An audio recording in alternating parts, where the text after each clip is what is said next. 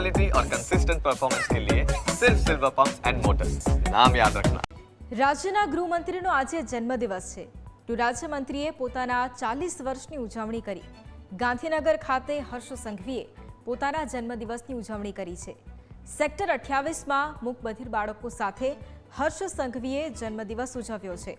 બાળકોને રમકડા આપીને ગૃહરાજ્યમંત્રી હર્ષ સંઘવીએ જન્મદિવસની ઉજવણી કરી છે. તો આજે ગૃહરાજ્યમંત્રી હર્ષ સંઘવીનો જન્મદિવસ છે. ગૃહરાજ્યમંત્રીએ પોતાના 40 વર્ષની આજે ઉજવણી કરી છે. ગાંધીનગર ખાતે જન્મદિવસની ઉજવણી કરવામાં આવી. ગૃહરાજ્યમંત્રી હર્ષ સંઘવીએ પોતાના જન્મદિવસની આજે ઉજવણી કરી. સેક્ટર 28માં મૂકબધિર બાળકો સાથે હર્ષ સંઘવીએ જન્મદિવસ ઉજવ્યો છે. બાળકો છે કે જેમને રમકડા આપ્યા અને જન્મદિવસની તેમણે અનોખી રીતે અને ખાસ રીતે ઉજવણી કરી છે.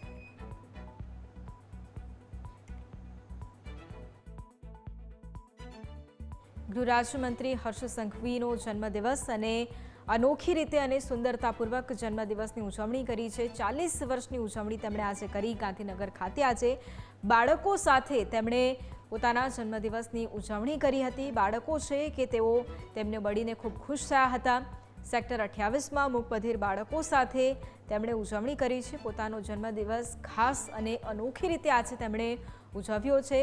બાળકો સાથે ખાસ તેમણે જન્મદિવસ ઉજવતાની સાથે બાળકોને આજે રમકડા પણ તેમણે આપ્યા હતા અને બાળકો છે તે પણ આજે તેમને જોઈને ખૂબ ખુશ થયા હતા. તેમના જન્મદિવસની કેક છે તે પણ બાળકો દ્વારા જ કાપવામાં આવી હતી. આજે અનોખી રીતે તેમના દ્વારા જન્મદિવસની ઉજવણી સેક્ટર 28માં આજે મૂકબધિર બાળકો સાથે તેમણે આજે ઉજવણી કરી છે.